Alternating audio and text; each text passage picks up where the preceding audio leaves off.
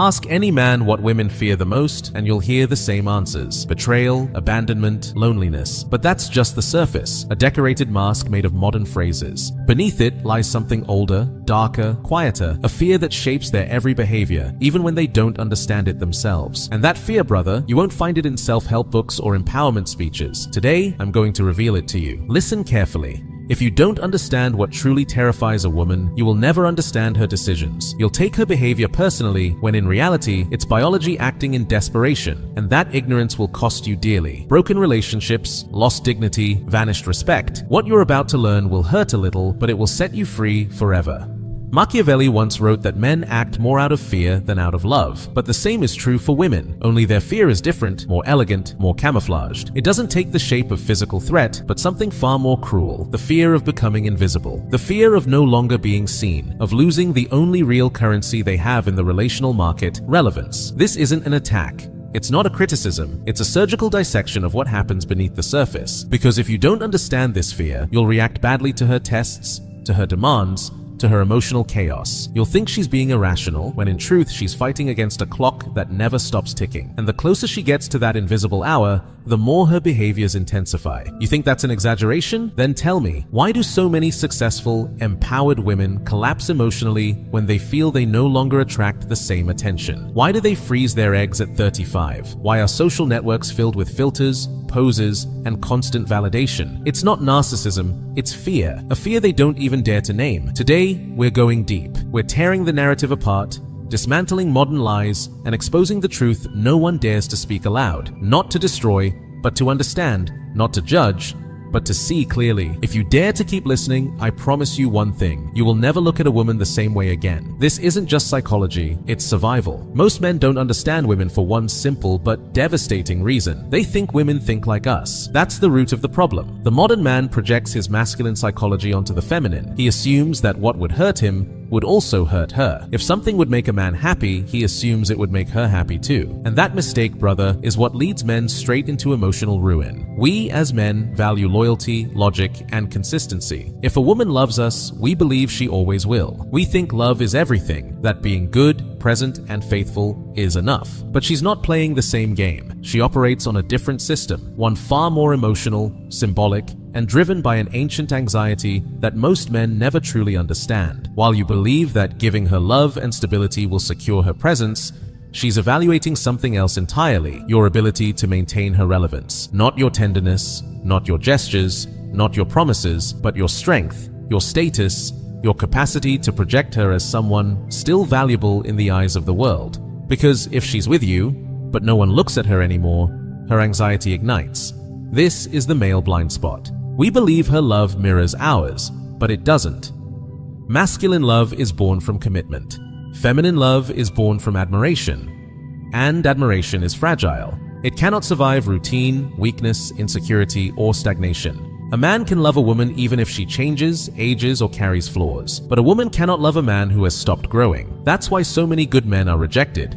Not because they're bad, but because they're harmless. They create no tension. They pose no challenge. They project no power. The modern man has been domesticated by a society that teaches him to be gentle, compliant, polite, and then acts surprised when he's replaced by someone who doesn't ask for permission to exist. Brother, history has been warning us. Machiavelli wrote, "It is far safer to be feared than loved if one cannot be both." And the same principle applies to attraction. If she doesn't respect you, your love means nothing. If you don't awaken in her a spark of tension, if you don't stir her survival instinct, you will become invisible.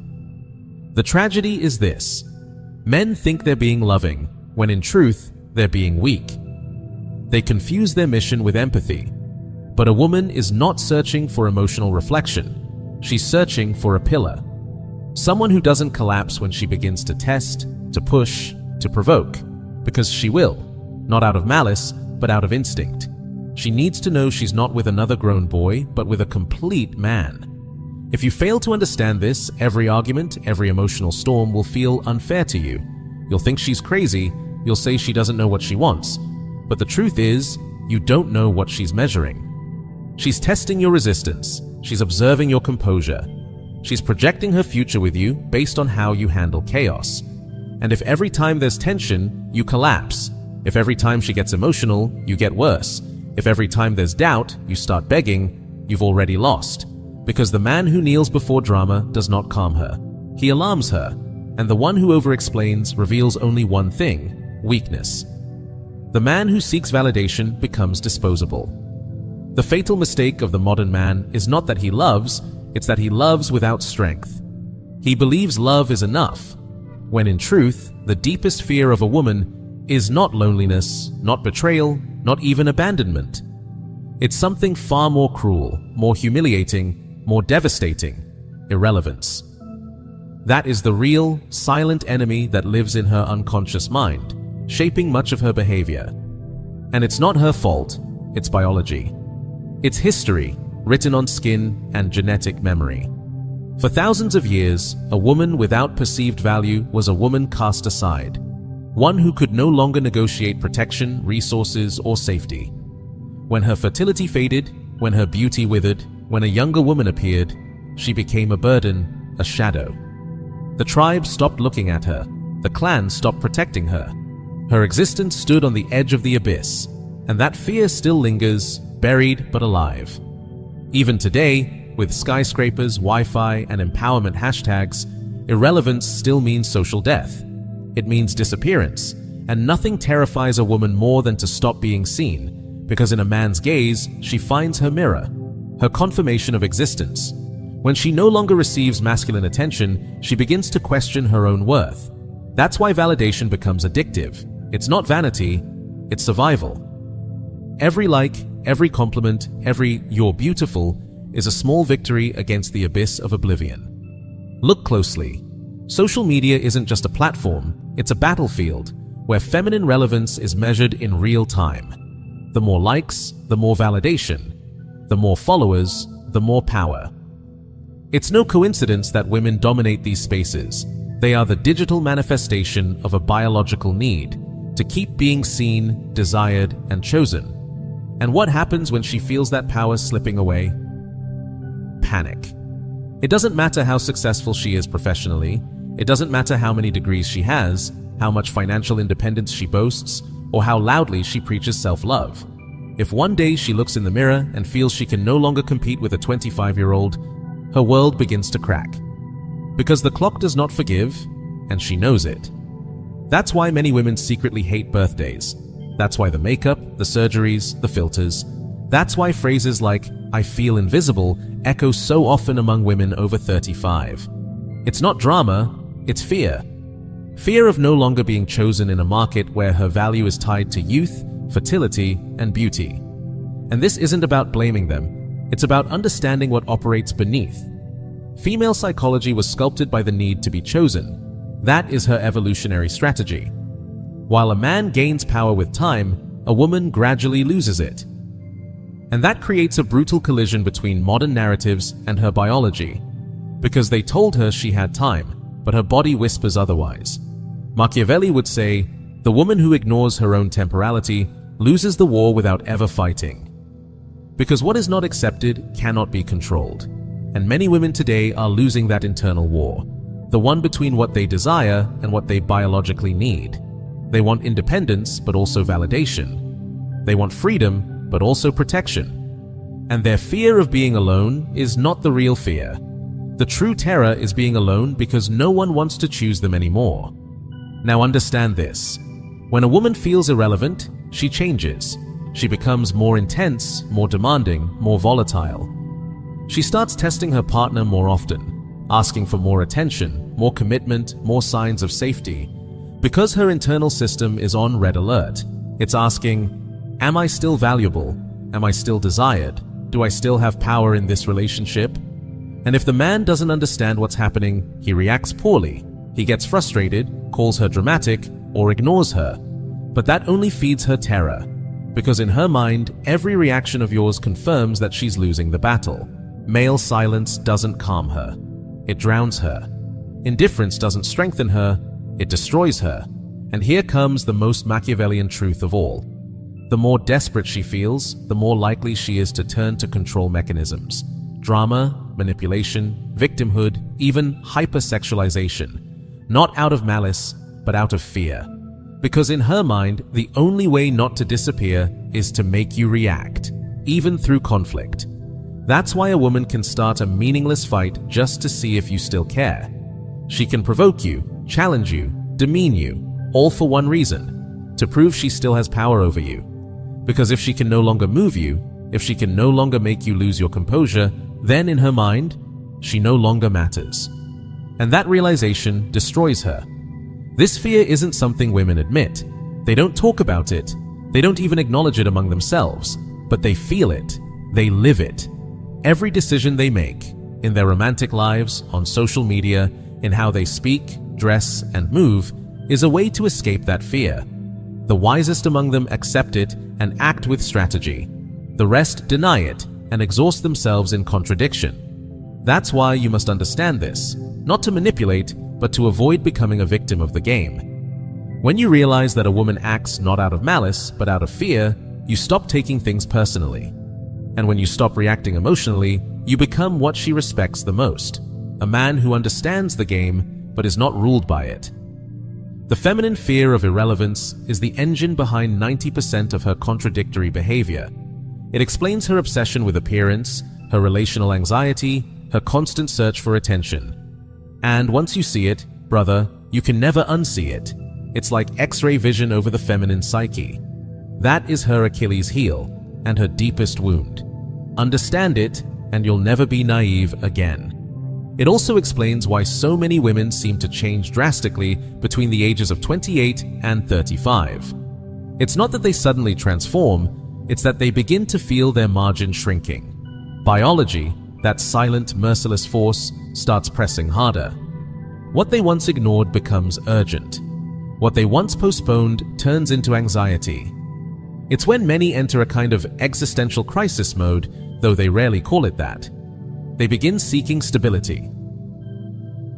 Not out of desire, but out of urgency. Romance is replaced by calculation. Love by strategy. Because deep down, though they never say it aloud, they know the game is closing. Their peak of power is fading. Watch how their social circles shift too.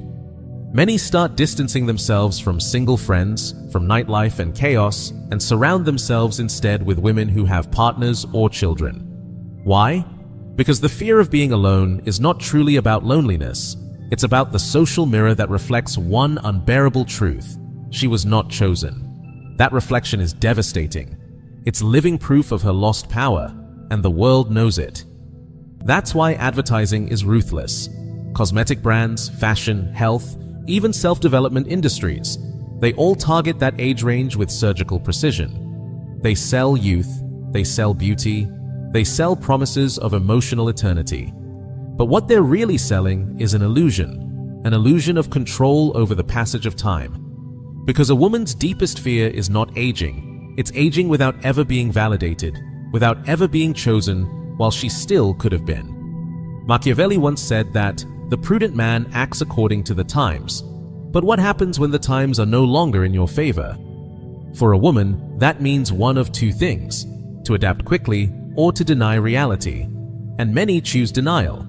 They buy into the comforting narrative that there will always be time, that they will always be desirable, that they will always remain relevant. But the body doesn't listen to speeches. The body feels the clock. And when that ticking begins to hurt, fear transforms into hysteria. And that hysteria, when misunderstood, destroys relationships. But when understood, it can be controlled. That's what separates an ordinary man from a strategic man. The ordinary man reacts to the storm with anger. The strategic man responds with structure. He doesn't argue with feminine fear, he contains it. He doesn't empower it, but he doesn't ignore it either. He understands it and acts with clarity. But there's another detail, even quieter, yet just as powerful. What happens when, despite all her efforts, a woman still fails to regain attention? A darker form of fear appears. She doesn't just feel invisible, she feels replaced. And to be replaced is not merely to lose space, it's to lose identity. This fear can drive her to sabotage her own relationships or others. To criticize younger women under moral disguises, or to adopt extreme ideologies as a form of emotional rebellion. But beneath it all, there is no malice, only pain. Pain for not understanding the rules of the game in time. Pain for trusting a system that never prepared her to lose power. And so, lament disguises itself as defiance. When she says, "I no longer believe in men," what she's really saying is, "I can no longer compete." That's why understanding her fear is not surrendering to it. It's seeing it strategically and choosing to remain firm. Because if you can't see this pattern, you'll react like every other man, with anger, with frustration, with confusion. And the confused man, brother, always loses. Now that you understand the true feminine fear, you must learn to recognize how it manifests. It doesn't announce itself, it doesn't speak clearly, it hides behind behaviors that seem exaggerated, emotional, even irrational, but they're not. They are desperate attempts not to disappear. The first manifestation is constant validation. If she doesn't receive attention, she collapses. It's not ego, it's biology. That like you see as just a click is oxygen to her.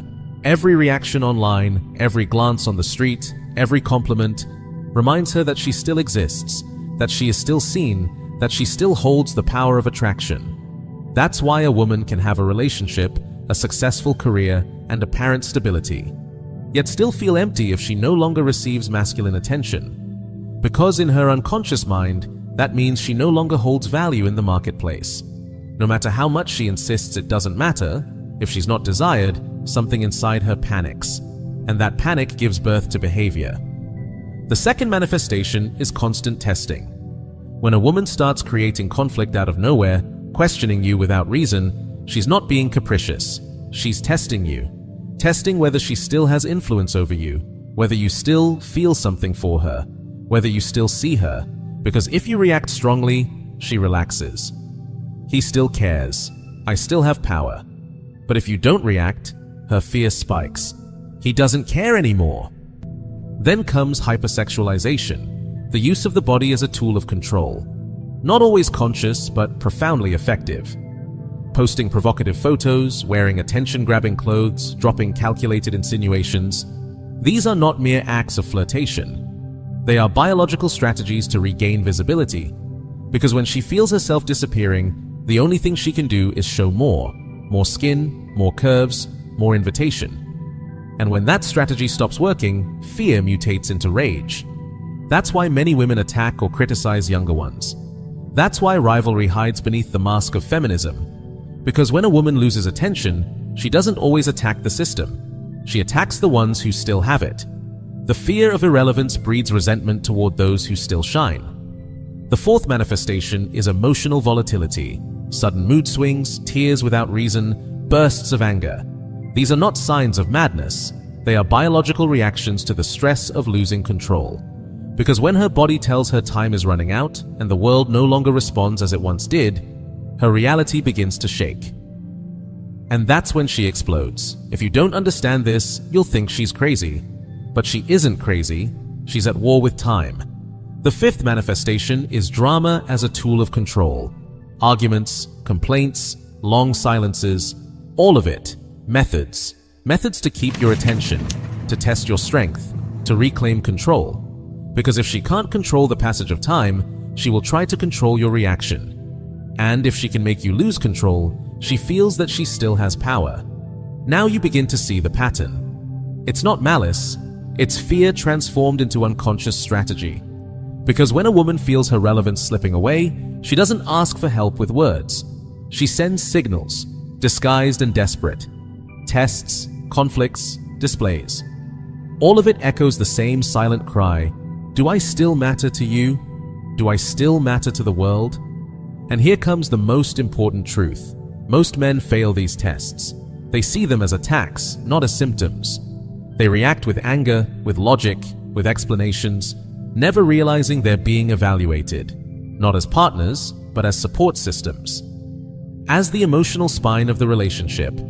And if you fail that evaluation, she loses respect. And when respect is gone, love collapses. Because a woman's respect is not earned with flowers or promises. It's earned with emotional stability under pressure, with leadership in chaos, with the ability to read the code behind the drama. That, brother, is what separates the men who survive emotionally from those who are crushed by relationships they never understood. You'll notice another pattern too, the backup plan. Not always visible, but always present. Women who, even while in a relationship, keep old friendships alive, maintain loyal followers, or exes hovering in the background. Why? Because if their fear becomes real, if their relevance fades, they need an exit, a bridge, an option. Not out of betrayal, but out of survival. It's the same thing a man would do if he knew he was about to lose his job. He'd start looking for opportunities before being fired. That's hypergamy misunderstood. It's not greed, it's biology on high alert. I must be with the best I can get before my value declines. That's the question that consumes her from within. And if the answer is no, her behavior begins to shift. Machiavelli would say, "The woman who anticipates contempt strikes first." And that's exactly what many do when they feel a man no longer values them. They provoke him, they confront him, they destabilize him. Because if they can no longer inspire admiration, they prefer to create conflict, since conflict, at least, makes them visible. And here lies the great irony. Most men respond with more affection. They believe that if they love her harder, give more, sacrifice more, she'll calm down. But she doesn't. She becomes more restless. Because in her emotional language, that excess of devotion reads as desperation. And desperation doesn't attract, it repels. You confirm that you have no other options, that she's secured you. And when a man becomes secured, he stops being a prize and turns into a burden. All of this may sound complex, but at its core, it's simple. She doesn't want to control you for pleasure. She wants to feel she still has influence. Because if she can influence you, she hasn't disappeared. If she can make you feel, she's still someone. That's the female emotional addiction. Not to love, but to importance. That fear of irrelevance shapes how she talks, how she dresses, how she argues, how she loves. It's present every single day, even if she never says it aloud, even if she never admits it. It's there when she says she doesn't need anyone, yet checks obsessively who's watching her. It's there when she declares she loves herself, yet collapses when the attention fades. Understanding this doesn't make you cruel. It makes you lucid, because you stop reacting like a boy and start responding like a strategist. And when you respond with clarity, without losing yourself in emotional theater, you become something rare, a man who understands. And a man who understands is a dangerous man. Now, there's another pattern most men never notice, the use of silence. Yes, silence. When a woman feels invisible, she doesn't always scream. Sometimes she withdraws. She becomes quiet. But that silence isn't peace, it's punishment. It's a test. A way to measure if you still care, if you notice her absence, if you'll do something to restore connection. And if you don't, her conclusion is brutal. I no longer matter. I no longer have value. I've already disappeared for him. That's why, when she goes silent for long stretches, don't ignore it. Don't fill it with rational excuses. Read it for what it is, a final emotional SOS. Not for you to save her, but for you to see her. Because in that moment, more than love, she's begging for recognition. She's pleading not to become invisible to you. And if you don't understand this, if you fail to decode it, you're no longer in the relationship. You're already outside of it, you just don't know it yet. And there's one more manifestation, subtle but equally intense, constant comparison. Not just with other women, but with past versions of herself. When a woman says, "I don't look like I used to," she's not asking for shallow reassurance. She's seeking confirmation that she's still valuable. Because the mirror for her isn't just an object, it's an existential battlefield. Constant changes in style, crises around birthdays, anxiety during photo shoots, none of it is vanity. It's a desperate reaction to the idea that her time is running out. And if you, as a man, don't understand this, you might invalidate a fear that feels existential to her. That's why the man who observes instead of reacting, who contains instead of collapsing, becomes an anomaly, a lighthouse in the storm of emotional chaos. And that kind of man, brother, is rare. Modern society sold women a brilliant script on the surface, but one deeply incoherent at its core. It told her she could have everything without giving anything up. that she could live as if time didn't matter, that external validation was shallow, and that self-love was enough. It told her she could postpone love, motherhood, and commitment, and that when she was finally ready, the world would still be waiting. But biology makes no pacts with ideology. It doesn't answer to hashtags. It doesn't wait. And what we see today is not empowerment, it's collapse. Women emotionally exhausted, internally confused, externally frustrated, because what they feel doesn't match what they were told they should feel. They were promised their value didn't depend on appearance, yet every algorithm punishes them the moment they are no longer beautiful. They were told happiness would come from professional success, but the data says otherwise: more anxiety, more depression, more existential crisis. And here lies the paradox. The more power they gain, the deeper the emotional void becomes. Why? Because the modern script pulls them away from their evolutionary design. For millennia, they were wired to seek protection, connection, family. But today, they're told those things are oppression, that the desire to be chosen is weakness, that the need to be seen is insecurity. And so they go to war against themselves. They no longer know if wearing makeup is freedom or submission, if wanting a partner is love or dependence, if desiring a child is instinct or patriarchal manipulation. They live trapped in a storm of contradictions. And that storm, brother, is not gentle. It's brutal. Because it's not just mental, it's hormonal, visceral, deeply emotional. That's why so many women who publicly defend radical feminism privately cry for not feeling loved.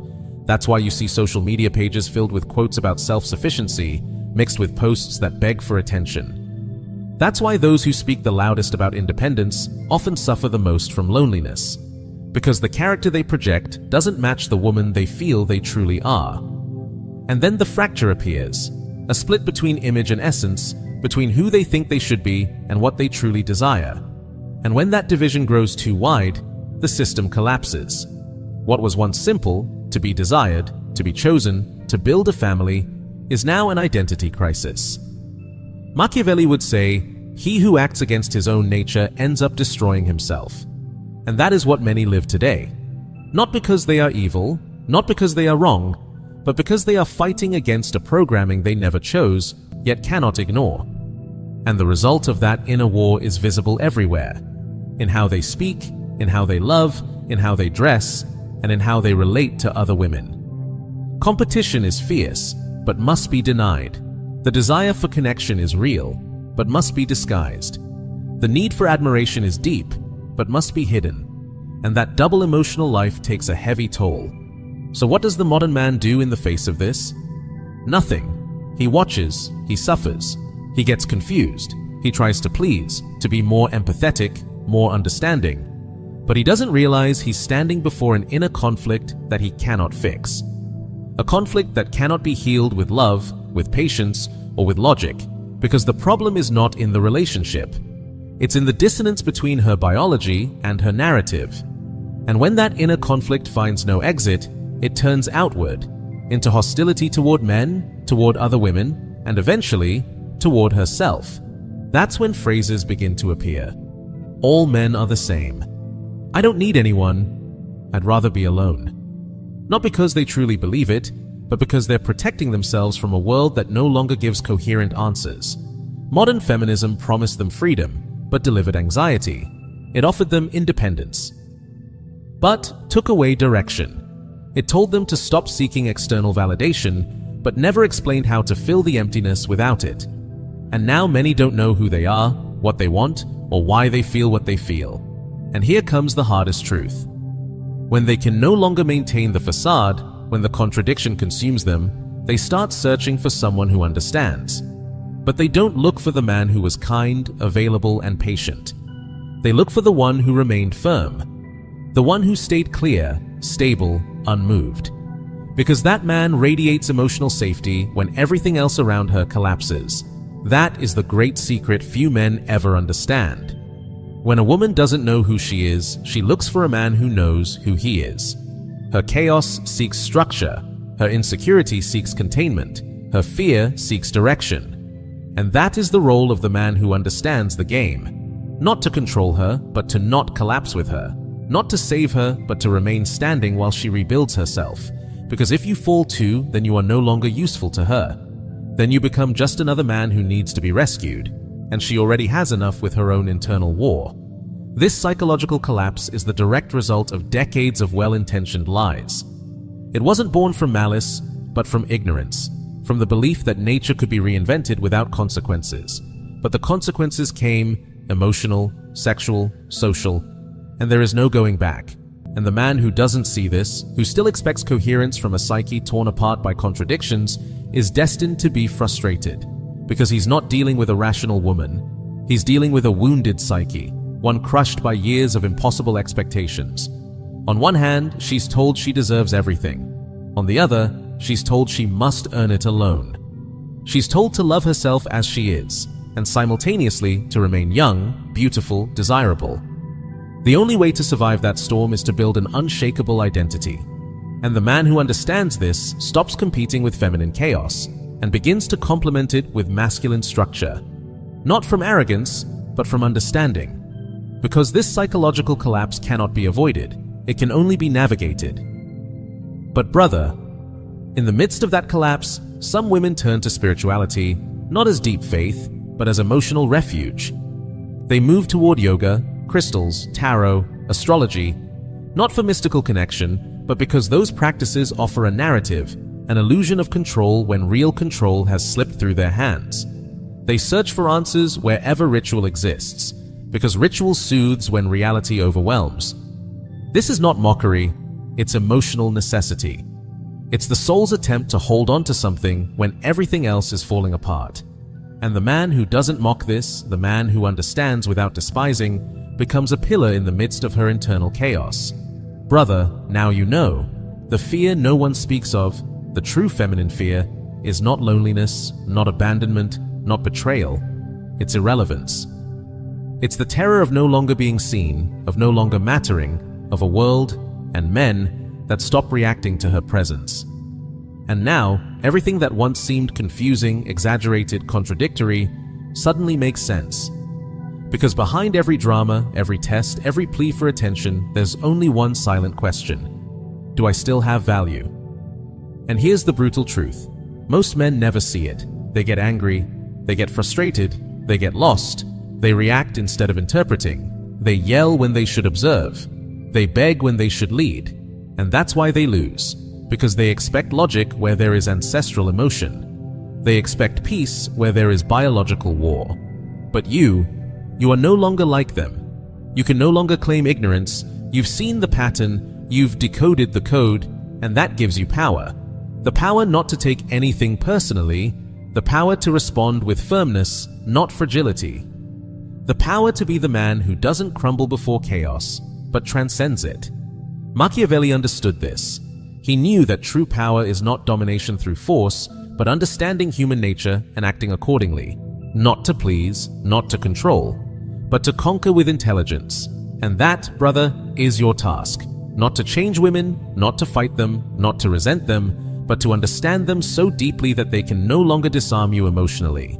Because real respect is earned when she senses that you don't depend on her validation. That you see her, yes, but you don't revolve around her. That you understand her, but don't dissolve into her chaos. That you can love without losing your center. Give without becoming a servant. Stay when she tests, and walk away when she stops respecting you. That balance, between firmness and compassion, between strategy and connection, is what makes you truly masculine. Not muscle, not money, not aggression, but the ability to understand what others ignore and act with a clarity that others lack. This is not an invitation to cynicism, nor to hatred, nor to manipulation. It's an invitation to awaken, to stop being naive, to open your eyes, because the world will not adapt to you. Women will not stop testing you. Biology will not apologize. But you can become the kind of man who needs no excuses, who asks for no permission, who does not break. And when you become that man, everything changes. You no longer crawl for attention. You no longer cry for validation. You no longer suffer for not being understood. Because you're no longer seeking comfort. You're building an empire. You're forging a life that doesn't depend on feminine approval, but on the respect you radiate naturally. And that respect is born from one thing: inner control. So now the decision is yours. Continue being reactive, confused, fragile, or become strategic, grounded, awake. Because the man who understands the feminine fear stops being afraid himself. And when a man loses fear, he becomes inevitable. If this video made you see what no one had ever told you before, share it, leave your thoughts in the comments, and subscribe, because this is only the beginning. Here, we don't speak of what's politically correct. We speak of what hurts but transforms, of what unsettles but awakens. I'll see you in the next chapter, brother. Stay firm.